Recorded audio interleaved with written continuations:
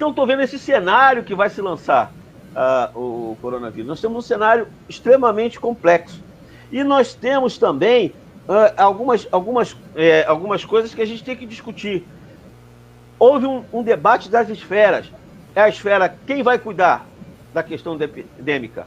A esfera local, a esfera municipal, a esfera federal. Cada um vai importar da China o produto porque não se produz mais aqui. Uma coisa que eu quero falar é importante. Nós temos que ter, e graças a Deus a USP fez, a Universidade de Santa Catarina fez, uma fábrica em Santa Catarina, a Universidade Federal do Rio de Janeiro fez. É possível fazer respiradores aqui no Brasil? Claro que é. Portugal fez também. Eu tenho parentes em Portugal, a universidade, não sei se foi a do Porto ou de Coimbra, ela produziu respiradores e foram produzidos em Portugal com custo extremamente mais barato. A USP fez respiradores a R$2.000. Eles usaram aqui uma máscara vendida pela Decathlon para mergulho, fizeram uma adaptação muito simples e muito viável em termos de preço, sabe? Mas sabe o que eu preciso isso?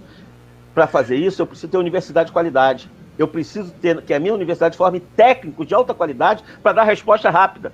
Se eu não tenho indústria disso aqui, mas eu tenho um cara que sabe fazer.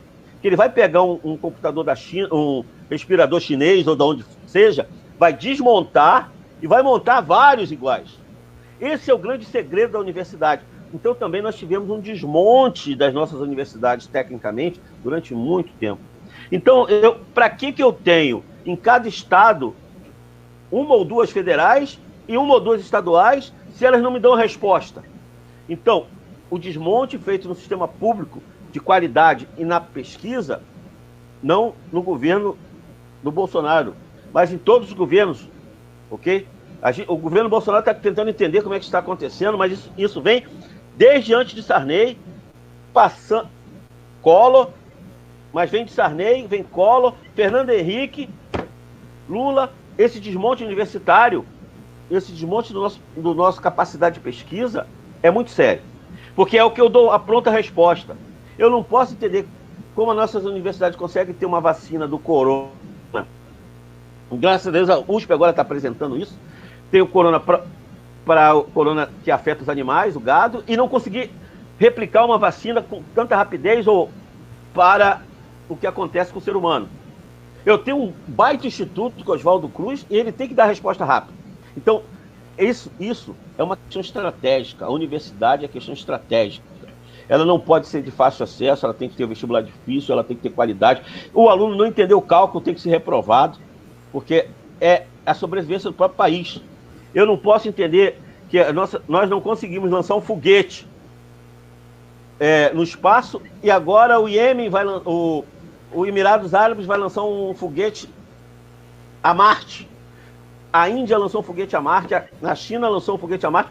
A Coreia do Norte, com aquela ditadura absurda, mas uma universidade conseguiu botar em xeque, de certa forma, os Estados Unidos. Então, eu estou pensando primeiro na nação para a gente ver o futuro, né? Então, a resposta que nós temos que ter na nossa universidade é o que tem que ser cobrado. Porque a nossa função pós-coronavírus é alertar por essas falhas. Eu não posso tampar os olhos e falar, existe miséria. Eu tenho que resolver a miséria, a falha da nossa universidade, a falha da nossa indústria, a falha no nosso comércio, a falha... E a gente tem que bater uma outra coisa, a falta de questão ética na nossa sociedade. Porque o plano de apoio que teve de socorro à Caixa Econômica, o que teve de fraude, não só por parte do governo, o que teve de fraude, o vírus que está matando tanto quanto o coronavírus é o cleptovírus. Ele mata muito mais, ele está matando muito, porque os governos...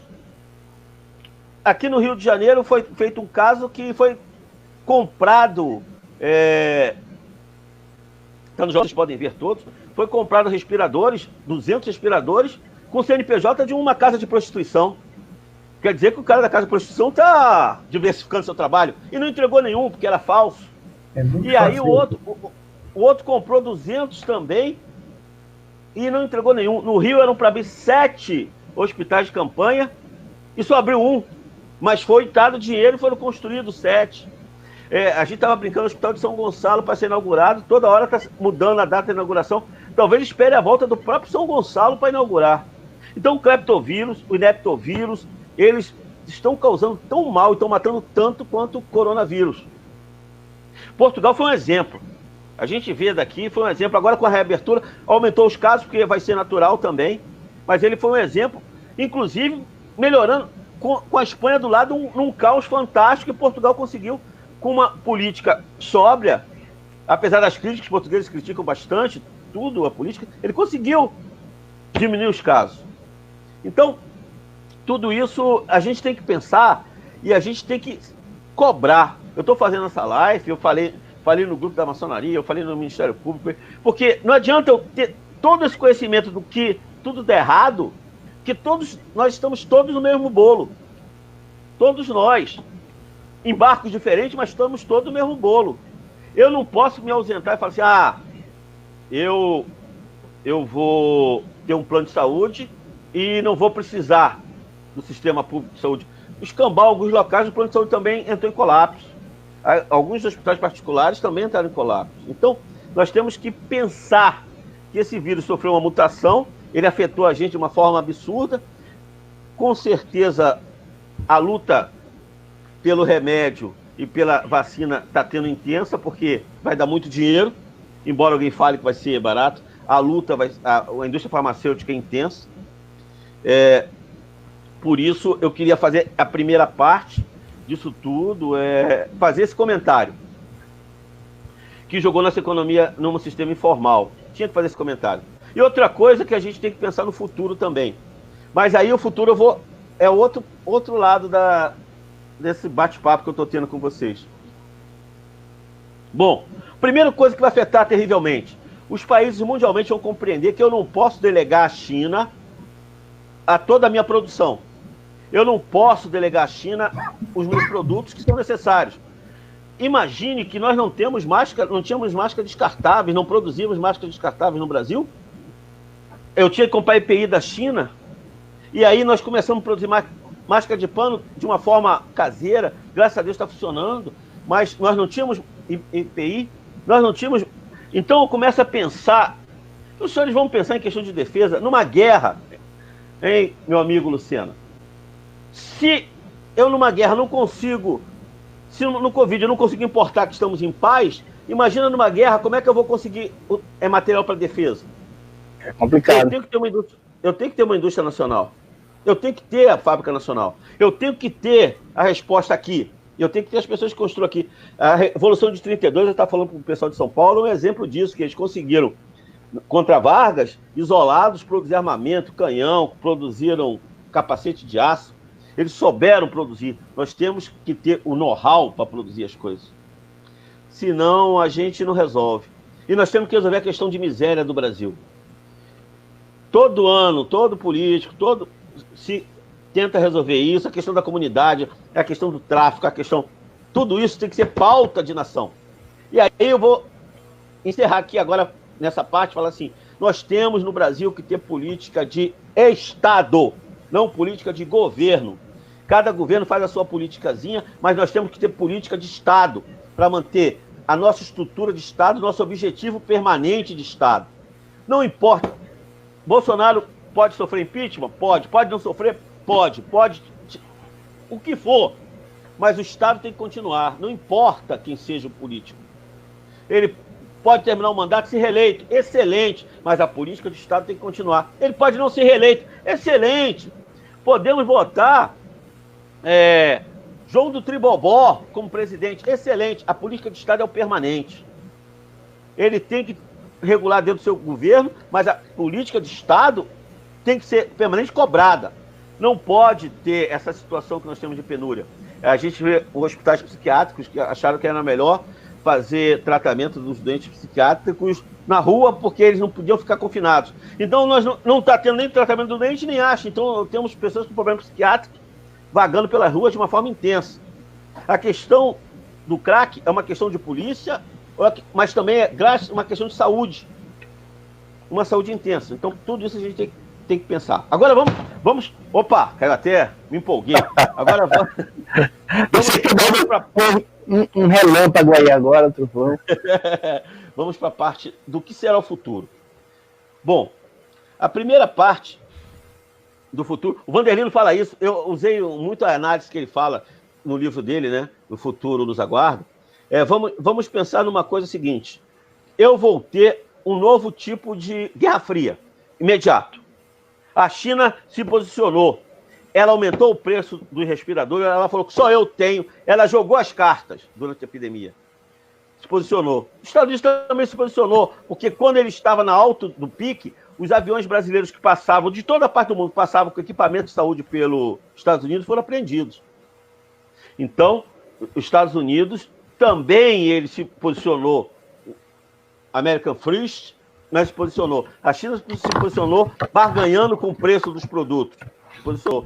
Então, o que vai sofrer com a China? Isso os senhores já podem ver agora, e a Índia foi a primeira a fazer isso. Vou tirar a Coreia também. Vamos tirar as nossas indústrias e vamos deixar de produzir na China. A China ganhou inicialmente agora, mas ela vai ter um baque inicial na sua economia, de certa forma como? Com a redução, e nós vamos ter uma volta do nacionalismo após o coronavírus. Vamos ter uma volta da produção local. Isso, de certa forma, eu vejo com bons olhos. Vamos ter uma volta, e aí a tríade de universidade, capacitação, indústria, investimento, vai voltar a criar. E quem vai ser a nova China? Isso é um ponto que o governo Bolsonaro, se o próprio Paulo Guedes, que eu acho uma pessoa inteligente, embora discorde de algumas coisas, poderia ter, o Brasil poderia hoje se posicionar e ser a nova China. Nós poderíamos produzir. Nós poderíamos ter mais incentivo à produção, nós poderíamos fazer uma reforma tributária, nós poderíamos dar um incentivo ao pequeno produtor, porque o pequeno produtor, ele não consegue, de certa forma, abrir negócio, porque é tanta taxa que o investidor tem para abrir sua fábrica, sua indústria, que ele prefere não abrir. Aí, nós temos que rever essas taxas e esses impostos que são colocados sobre a indústria e sobre o produtor. Por quê? O Brasil pode se colocar, assim como a Índia está querendo esse espaço também, como a nova China, um novo local onde se possa produzir. E isso é uma coisa que vai gerar emprego para a gente, esse local ocidental de produção. No Brasil, isso pode se gerar, isso é uma coisa que vai acontecer. E temos que pensar também na questão dos direitos humanos, que vão ser bem intensos, que nós estamos tendo dois movimentos típicos nos Estados Unidos, que a gente tem que saber separar bem. O movimento antifascismo, que é um movimento que está criticando a política de Trump, mas também é um movimento sem controle, porque ele é um movimento acaba sendo extremamente violento, embora seja antifascista. Mas o movimento antirracista tem que ser valorizado. A morte do rapaz nos Estados Unidos, a questão da valorização da pessoa, a igualdade de todos, o respeito da igualdade, isso é extremamente importante. Essa questão dos direitos humanos, dos direitos da valorização e tirar as pessoas da questão de vulnerabilidade, isso tem que ser tirado, inclusive do racismo. Essa nova Guerra Fria, nós vamos ter também... Professor, me permita só um parêntese. É sobre duas coisas, né? A primeira, a China, inclusive, a China tem a ambição de até 2050 ela querer ser número um em termos de economia, em termos de armamento bélico, em todos os termos. Ele quer ser a nova Pax chinesa, que a gente pode assim falar. É o que eles estão querendo ser. Só que a China ela tem uma dualidade, um problema dual muito grande. Qual é? Ao mesmo tempo em que ela sofre vários problemas, né? Ela tem problema porque ela tem alguns movimentos separatistas e, como todo bom governo comunista, quer estancar, quer parar, como é o caso de Hong Kong, como é o caso de Taiwan, ali no Himalaia, do lado do Himalaia, aquela região que a China quer que seja deles também. Isso, são movimentos que atrapalham o que eles querem. Uma situação é essa, a outra, a China tem um custo social gigantesco, porque ao mesmo tempo que ela é um país que está com essa industrialização a 1000, ao mesmo tempo a gente sabe que é um país que tem índices de miséria de países de 5º mundo, de 6º, de 7º. A gente sabe disso. Então ela precisa consertar essas coisas para depois ela querer assumir o papel que hoje ainda é dos Estados Unidos, a meu ver, mesmo que seriamente ameaçado. Ela está fazendo... Olha só, a gente tem que pensar o seguinte, a China tem uma falha em todo o seu processo. Ela tem uma vulnerabilidade alimentar muito grande. Ela não consegue alimentar toda a sua população. Hoje, uma forma de colocar a China em crise é a questão alimentar. Isso é importante. Mas a China também está fazendo um entorno sanitário dela muito grande, apoiando vários países pequenos na África, na Ásia, tanto que a Austrália está reclamando porque ele se aproximou muito de Papua Nova Guiné, daquelas ilhas. Ela está fazendo vários investimentos, aproveitando a queda das bolsas, ela investiu bastante, investiu em questão alimentar. Ela tem uma questão muito grande com o Tibete. O Dalai Lama é proibido entrar na China, e o Tibete foi invadido, e existe um movimento de libertação do Tibete. Mas também ela tem a nova Rota da Seda, que está levando ela direto ao Afeganistão, aos países árabes, como fonte de alimentação. Ela fez uma coisa que eu invejo ele de certa forma, porque eu queria que fosse feita no Brasil. Ela comprou um porta-aviões bem antigo, chamado Kiev. Desculpa. Porta-aviões da década de 60, 70, da União Soviética, antiga União Soviética. Quando a União Soviética acabou, o porta-aviões Kiev ficou lá na Ucrânia, em Sebastopol, largado, apodrecendo. E o que ela fez? Chegou para a Ucrânia, quer vender esse porta-aviões? Eu compro. Aí a Ucrânia pegou, opa, agora mesmo, estou vendendo tudo, vendeu o Kiev. O Kiev tinha um sistema de lançamento diferente, o modelo russo, ela levou para a China, desmontou ele, viu como funcionava a sua estrutura, como era a sua organização, e o que ele fez? Copiou e fez o porta-aviões dele. E já está no segundo, e agora está fazendo o terceiro nuclear. Por quê? Porque ela fez a reengenharia. Nós compramos o São Paulo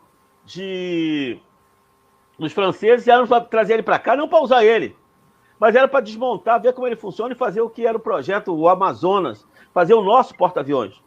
A esquadra precisa de um porta-aviões, pelo menos ela tem um alcance longo de dissuasão. Então a China tem essa característica. Mas também em volta dela, apesar da Rússia ser uma questão na balança, em volta dela, ela tem um anel que é muito próximo dos Estados Unidos, que é Japão, Coreia do Sul, eu tenho Austrália, Nova Zelândia e a Índia. Eles fazem... Eu posso até falar, embora seja aliado chinês agora, porque estão fazendo produtos em conjunto e uma forma de atrair. O Paquistão, de certa forma, tem muita proximidade com os Estados Unidos. Com o Brasil, paquistanês, não sei do seu ano, sempre teve paquistanês fazendo curso com a gente. Sim, lá na ESG. Como é o nome dele? Abi não, daqui a pouco eu lembro o nome dele. Mas então, os Estados Unidos está recriando uma nova OTAN. Está recriando uma nova OTAN na questão militar com a China. Porque, na verdade, o jogo mundial tendeu bastante. A Europa tendeu bastante. Se a Europa vai querer participar de um enfrentamento à China. Mas, no entanto, a China precisa ter um poder dissuasório para que ela não avance além, isso no caso militarmente, além do que possa interferir no poder americano. Lembrando que a China, ela é próxima da União Soviética, mas nunca foram aliados. De certa forma, a China foi o primeiro país a romper com a União Soviética, embora sendo um país comunista. O comunismo chinês é um comunismo próprio, né? É um comunismo que desde Deng Xiaoping... Só existe ali. Houve uma mudança extraordinária. É um comunismo onde as pessoas não têm o direito, mas é um comunismo... onde existe uma economia de mercado bem intensa, onde eles favorecem... Só os senhores prestarem atenção. Um comunismo clássico como o cubano, que tenta, embora seja uma ditadura, tenta botar as pessoas na mesma situação, ninguém consegue fugir de Cuba, né? O cara que foge de Cuba é um sacrifício louco, foge remando. Tem até a piada que os caras têm a procissão de Nossa Senhora dos Milagres, que o pessoal Nossa Senhora das Candeias, as pessoas vão para o mar remando, aí joga rosas para Nossa Senhora da Candeia, aí rema mais um pouquinho, rosas para Nossa Senhora da Candeia, quando já está em alto mar, Miami! A fuga de Cuba é uma coisa constante. Agora, pergunto aos senhores, por que tanto chinês tem no Brasil e no mundo? Então a gente tem que pensar no sistema da China, que é interessante. Se é um sistema comunista, por que é tão fácil sair de lá? Porque faz parte do próprio processo chinês de fazer uma política de espionagem, de influência mundial, e ele não pode filtrar. Já pensou, se ele infiltra um chinês na polícia de Alagoas, tu vai perceber. O coronel Xiang, tu vai falar, pô, esse cara é chinês. Então ele tem que ser da outra geração. Meu pai era chinês. Meu tio era chinês. Eu tenho que ter uma colônia chinesa local. Vocês já viram como é fácil? Muito, aqui no Rio de Janeiro tem muito. Não sei se Alagoas tem também. A facilidade como os chineses vêm migrando para cá e vêm abrindo comércio. Sim, eu não consigo abrir uma padaria. O Luciano, que tem o trânsito fácil lá, que todo mundo conhece ele, vai abrir uma padaria. O que tem de documento para ele abrir aquela padaria é uma dificuldade louca. Mas o chinês que não fala português... O chinês... Foi o maior número de visto Golden, né? Quase derrubou o ministro de Relações Exteriores por causa disso, porque eles vinham com 500 mil euros e adquiriam a cidadania automaticamente. Compravam um imóvel. Sim. E aí o que eles faziam? Vinha um primo deles e ele passava o imóvel para o primo. Entendeu? Ele já tinha cidadania, aí o primo adquiria a cidadania. E isso está dando um problema muito grande aqui em Portugal, né? Está sendo revisto. Na Tijuca tem um bar chinês vazio, estranho, nunca funciona, um restaurante chinês. Eu tenho também uma coisa interessante. Eu tenho o comércio da Rodolfândega, que era dos muçulmanos árabes, dominou todo o chinês. Até a Regina Casé fez um filme. Eu tenho uma coisa, eu tenho uma pastelaria que saiu os portugueses, os chineses dominaram, que o cara não fala português. E aí, como é que ele consegue se articular na nossa burocracia? Que é o ali na Voluntários da Pátria, aí no Botafogo. Tem vários. Tem um que o restaurante chinês, o cara não fala português. Eles não falam. Agora ele consegue transitar na nossa burocracia. Então a gente tem que pensar que isso não é um projeto desse cara. É um projeto maior de Estado que está acontecendo para espalhar a sua população pelo mundo, para que o filho desse cara estude em uma comunidade, estude em uma boa universidade, estude no Brasil e acabe assumindo funções no Brasil. Aí eu tô falando, o Viana até loucubrando isso aí, parece teoria da conspiração. Tem um livro excelente, eu trouxe para mostrar para vocês, que está no sebo, R$5 dá para comprar, está R$15 no sebo agora. Olha só, muito legal, de um francês, o Serviço Secreto Chinês. O livro vale a pena vocês terem, vale a pena ler, é uma leitura agradável na quarentena, e ele mostra toda uma dinâmica, a estrutura do serviço secreto, a estrutura do Gombu, a estrutura, como é que funciona, e é muito... Robert Faligot, que é o serviço secreto chinês, saiu pela Larousse, é um livro fantástico que justamente mostra isso. Ele faz um comentário que uma colega da universidade, da filha do Clinton, frequentava a Casa Branca, era chinesa, mas era filha de chinês, então era considerada americana, e quando foram descobrir, era uma agente de serviço secreto chinês, dentro da Casa Branca, mas porque ela estudou em Harvard, estudou nas melhores colégios e frequentou a elite americana.